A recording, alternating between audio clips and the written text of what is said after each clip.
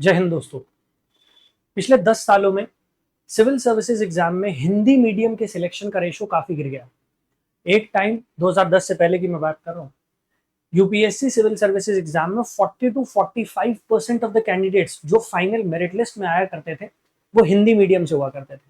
But आज की तारीख में वो रेशियो गिरकर केवल 4% रह गया। अब आप सोचिए कि 100 में से 4 कैंडिडेट ऐसे होंगे जो हिंदी मीडियम से बिलोंग करते हैं। ओवरऑल अगर 1000 सिलेक्शन हो रहे हैं तो केवल 40 सिलेक्शन हिंदी मीडियम से मिलते हैं।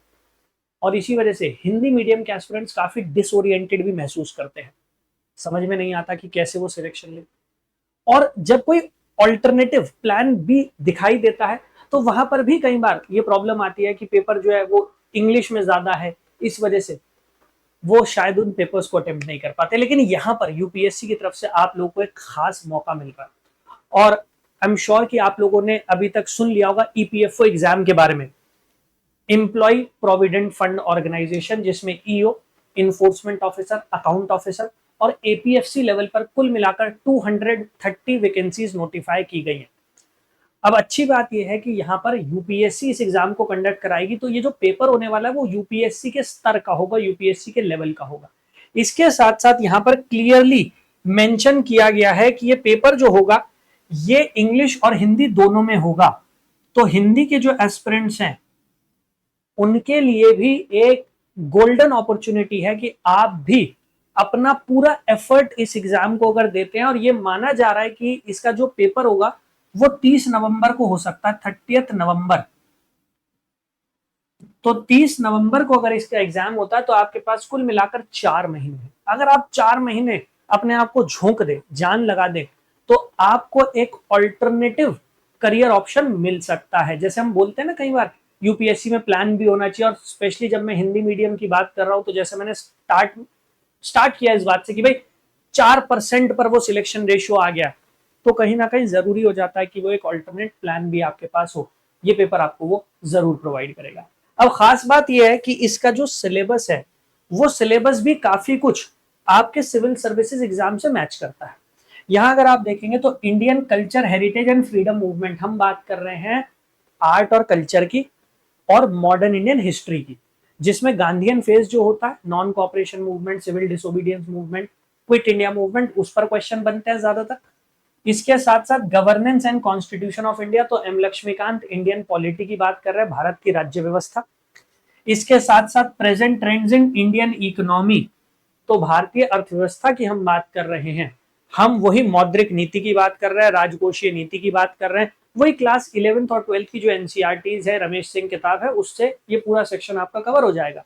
इसके साथ साथ जनरल साइंस, तो जनरल साइंस हमारे यहाँ भी जो आपका प्रीलिम्स का सिलेबस है उसमें प्रिस्क्राइब की गई, 9th और 10th की आपकी एनसीईआरटी, उससे काम चल जाता है। Basic knowledge of computer application, ये कोई बहुत ज्यादा डिफिकल्ट सेक्शन होगा नहीं। और इसके साथ साथ आपका करंट अफेयर्स का सेक्शन। अब यहां पर कुछ एरियाज ऐसे भी हैं जो आपको स्पेसिफिकली अलग से पढ़ने पड़ेंगे, जैसे principles of accountancy, auditing and insurance. ये एक सेपरेट सेक्शन है जो यूपीएससी की तैयारी में आप नहीं पढ़ते, आपको अलग से पढ़ना है। ऐसे इंडस्ट्रियल रिलेशन, लेबर लॉ और सोशल सिक्योरिटी, ये आपको अलग से करना पड़ेगा। एलिमेंट्री मैथ, स्टैटिस्टिक्स और जर्नल मेंटल एबिलिटी, ये ऐसा सेगमेंट है जो आप सीसैट में कवर करते हैं। और सीसैट में आप कॉम्प्रिहेंशन भी कवर करते हैं, तो 5-6 क्वेश्चन कॉम्प्रिहेंशन के जर्नल इंग्लिश में आएंगे और बाकी क्वेश्चन जो है फिर वो इंग्लिश स्पेसिफिक होंगे। तो आपको इस सेक्शन पे भी अलग से काम करना पड़ेगा, जिसमें 15 से 20 क्वेश्चन आएंगे आपके। अब कुल मिलाकर इस पेपर में 120 सवाल आएंगे। अब ये सवाल किस टाइप के होते हैं वो भी आप समझ सकते हैं, जान सकते हैं। उसके लिए आप क्या कीजिएगा, previous year question paper download कर लीजिएगा वेबसाइट से। तो हमारी वेबसाइट है यूपीएससी टॉपर्स हब।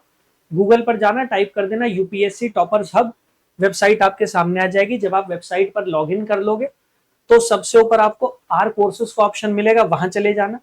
जब आप यहां आ जाओगे तो यहाँ साइड में फ्री यूपीएससी स्टडी मटेरियल का सेक्शन है, यहां चले जाना। जब आप यहां पर आ जाओगे तो सबसे बॉटम में आके नीचे की तरफ UPSC EPFO previous year paper, यहां चले जाना।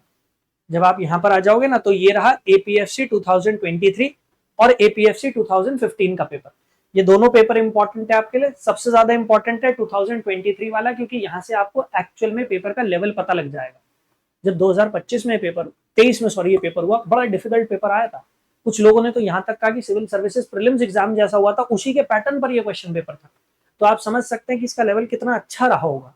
लेकिन एक तरीके से आपके लिए बढ़िया भी है भाई। अगर कोई एसएससी का एस्पिरेंट, कोई बैंकिंग का एस्पिरेंट आ जाता है और आपसे यहाँ पर कंपीट करता, तो आप एक एडवांटेजियस पोजीशन पर हो, क्योंकि ना केवल सिलेबस आपके जैसा है, बल्कि इसके साथ साथ जो क्वेश्चन पूछने का पैटर्न है यूपीएससी का, वो भी सिविल सर्विसेज एग्जाम के जैसा है।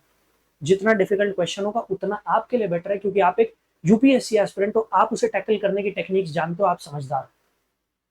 इसके साथ साथ यहाँ पर फ्री मॉक टेस्ट भी मैंने प्रोवाइड कर दिया, उसको भी आप डाउनलोड कर सकते हैं। ठीक है, तो जैसा मैं आपको समझा रहा था कि भाई सिलेबस जो है वो काफी कुछ आपके जैसा है, तो आपके लिए बहुत एडवांटेजियस होने वाला है।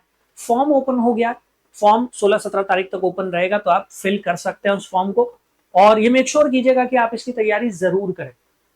एक अच्छा करियर ऑल्टरनेटिव आपको मिल रहा है। और ये जो यूपीएससी की तैयारी में एक अनसर्टेनिटी है ना, स्पेशली हिंदी मीडियम में, कि भाई 4% पर सिलेक्शन रेशियो आ गया है, तो आपको जितने मौके मिलते हैं आपको उन्हें भुनाना चाहिए। जैसे हम पीसीएस के बारे में कहते हैं, ऐसे ही ये एक बड़ी अपॉर्चुनिटी है, क्योंकि एपीएफसी लेवल पर 1,16,000 रुपए सैलरी है लगभग, ईओ लेवल पर 90,000 रुपए सैलरी है।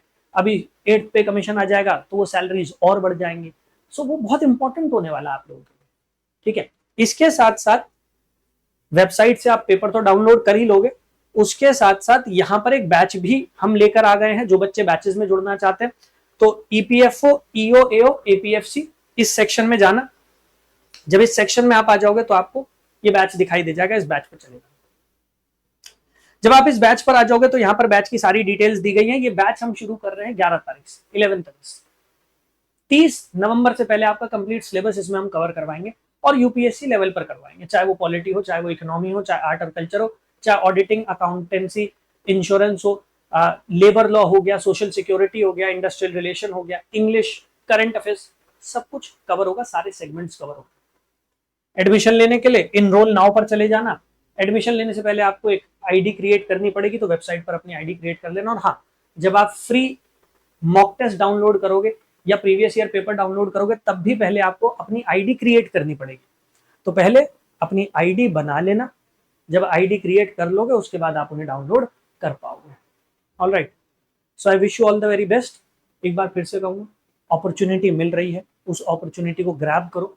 कोशिश करो कि आप उस कंपटीशन को बीट करके अपने लिए एक ईओ या एपीएफसी की सीट जो है वो जरूर अचीव कर पाओ। Wish you all the very best. Thank you. जय हिंद।